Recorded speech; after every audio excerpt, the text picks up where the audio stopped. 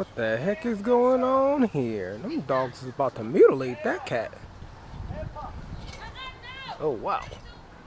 That dog wants to get that cat. Uh-oh. Uh-oh. Uh-oh, what's going on? Okay, it didn't get the cat. It didn't get the cat. Alright. Man. As soon as I'm about to record, just craziness happens.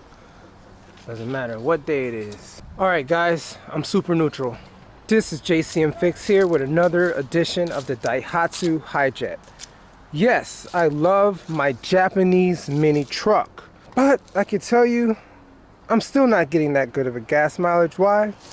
Because I'm constantly revving super hard on the highway. But today's a new day and it's time for some maintenance on this 1995 12-valve EFI engine. Currently, this Hijet has 161,089 kilometers on the dash. So the Japanese back in Japan did a wonderful solid for me by putting exactly when I should do it. So this is 161,006. I'm just a little bit over, but it's fine. Per the manual, this ES engine allows you to go essentially 10,000 kilometers. This is only a 5,000 kilometer range.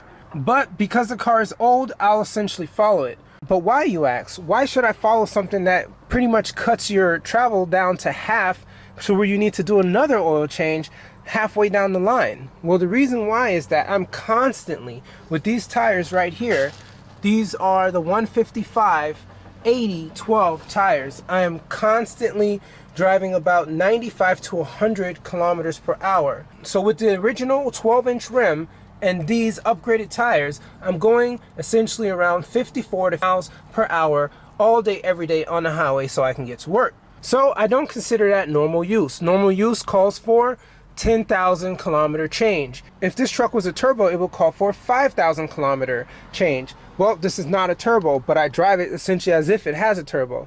So I call it severe use. So because of that, I'll just follow the 5,000 kilometer interval, which converts to essentially around 3,106 miles, or they would ask you to do it once every 6 months. I'm fine with that. So let's go ahead and get to this oil change, baby. This Daihatsu Hijet truck asks for 3.1 liters with the oil filter. So that is 3.27 US quarts. So what I went ahead and did is got this nice jug from Amazon, which allowed me to go ahead and fill exactly 3.1 liters or 3.27 quarts right here. Super easy. This way I can use this funnel and just pour it in without having to use another type of funnel or some other long neck feature. So this is pretty good. I like it. Got my regular oil pan from the Dollar Tree. Simple. I'm cheap. I like it. This socket set right here, I went ahead and purchased it from Amazon. Don't worry, I'll put a link down below for everything you see here or its variant, so you can purchase it as well from my affiliate's link. This is a Motorcraft FL836 filter. This should fit on the Hijet perfectly fine. This here is a 64 millimeter oil wrench, so it fits for this Daihatsu Hijet on the original OEM filter and this replacement there. And I also have an Aries 42026 ratcheting wrench. So let's stop wasting time and I'll show you exactly where to do this oil change on this Hijet. So right here on the driver's side, once again, this is a Japanese vehicle, so the driver's side is here. You'll go down and you'll see the oil pan right there. Right here is the oil drain bolt. This is 14 millimeters. So now let me contort my body a little bit further down and I'll show you where the oil filter is located. So let's go down underneath.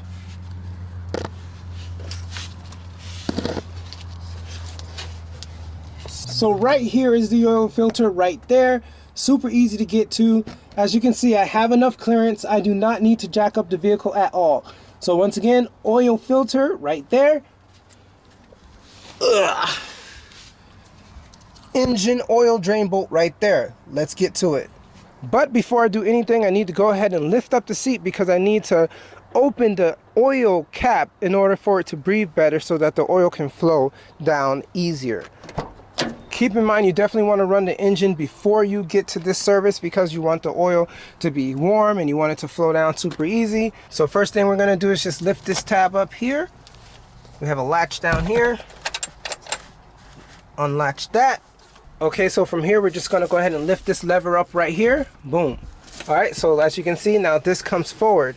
Now that this is already unlatched, you can kind of just lift up just like this. And at the same time, you want to make this come forward just like that. Then from there, lift up all the way as much as you can. From there, with this tassel, you want to put it right here.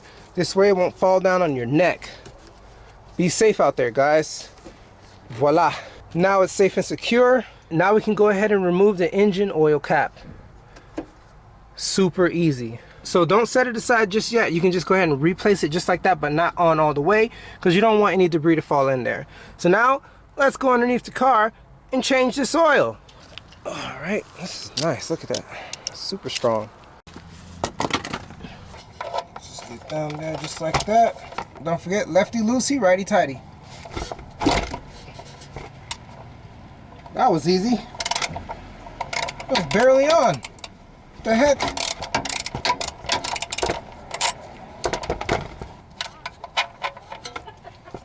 Black gold, baby, black gold. So currently I'm using 10W30. Yes, this Daihatsu Hijet can also take 5W30, but I'm using 10W30 because that's what I'm also using in my Toyota Century and my Suzuki Jimny. So no reason to go and get another specification of oil if the one I have already will work for this car. So other than that, the manual specifically says if you're going to use 5W30, just use it more for the winter. The 10W30 will work all year round, but if it's super cold, then definitely jump to 5W30. So 10W30 is fine, I'm going with that. So looking at the drain bolt and the washer, everything looks good. I don't see any metal deposits or anything like that. So no need to essentially replace it. I didn't see any leaks before, so I'll just go ahead and put this back as soon as I'm done. Alright, so now that that's finished draining, let's go ahead and plug this back up and let's go ahead and move towards the oil filter. To do that, it's best to move to the other side. So let's go ahead and push this over just a little bit. And let's migrate over to the other side. Oh, don't forget this oil filter wrench. What the heck? Ugh. This is only 3/8, so we call this an adapter.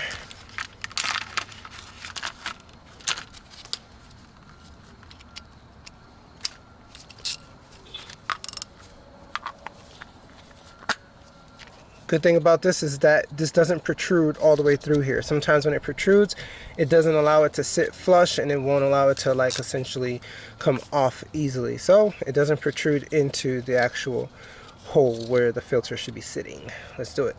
So from this side, this is where the filter is. And as you can see, it's right there. Okay, it's black. Alright, let's go ahead and get our filter wrench and place it right up in there. Lefty loosey, righty tighty. It's on tight, but nothing can defeat the oil filter wrench, baby. Alright, super happy about this. Oh my goodness. I'm telling you, without this oil filter wrench, the jobs are super difficult. Just gonna leave that on there and just go ahead and twist.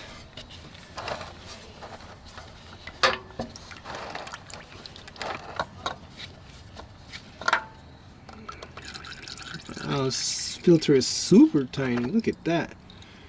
They call this ENEOS, and this is part number EO-91. So this is what they used in Japan. Alright, so definitely inspect your oil filter. Make sure you ensure that the gasket is still on it, and it is. So the only thing I need to do up top is just to clean off this portion there. But other than that, we're good to go. Let's go and clean this up. Okay, from here, one of the things I like to do is just go ahead and write down exactly when I should do the oil change next time. So this way, if I ever bring it to a shop and they say, hey, you need an oil change, I'm like, nah, bruh, I wrote it down, man. The last time I did it was like 100 miles ago. So you never know. Sometimes people like to scam you, not me. So let's go ahead and write it down. So what I'll do is just write last 161.089 next, so 5,000 kilometers, 166 089 kilometers. Okay, shouldn't have any problems at all. Okay, so that's what it will be. And then from here we're going to put some fresh oil at least halfway down in there. A little oil on the gasket. All right, it's halfway down in there. Let's go ahead and wipe this off and tighten it down by hand. Alright. I'm pretty amazed that this Motorcraft filter fits, because I was scared I would have to source one from Japan, but luckily I don't. It fits perfectly fine. Look at that. No gaps, no issues. Just essentially keep turning until you can't turn anymore, and then just go a couple quarters more. Alright. Okay, and so from here I have a nice Tecton torque wrench. So this drain bolt calls for 18 foot-pounds. So I went ahead and put it exactly there, 18 foot-pounds. Let's go ahead and torque it down.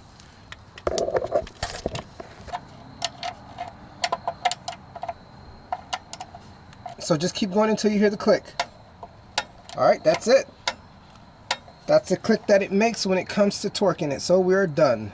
Now let's go up to the top and fill that oil. Alright, now back in the cab, let's go ahead and take off this cap and set it aside. Alright, let's get our big jug right here and pour it down in there. The whole thing. I like this jug. I don't know why it took me so long to get one of these. It's pretty good. The good thing about this 8-quart dispenser is that you can essentially make it go upside down and get every bit of it out. You can contour it in many different ways and none of it is spilled out. Normally when I have the funnel, I'm always spilling things, but not with this one. Pretty good. I'm so happy I bought it. Alright, that does it, guys. So being that this is the start of the 100,000 mile maintenance on this Daihatsu Hijet, just know I have many more service items to tackle with this truck. So make sure you look at my playlist within the JCM Fix channel and you'll see super amount of videos in regards to this JDM vehicle, the actual Toyota Century, and we also have the Suzuki Jimny, and we even have the Lincolns. You know, pretty much everything that I get my hands on I try to record. So definitely take a look at my channel and you'll be truly amazed at the different things you can do on your own by yourself. Alright, so remember, if I can do it, then you can do it too. So if you have any questions, definitely go ahead and leave a comment down below in the comment section. Alright guys, I hope you had a great time watching this. Have a blessed day.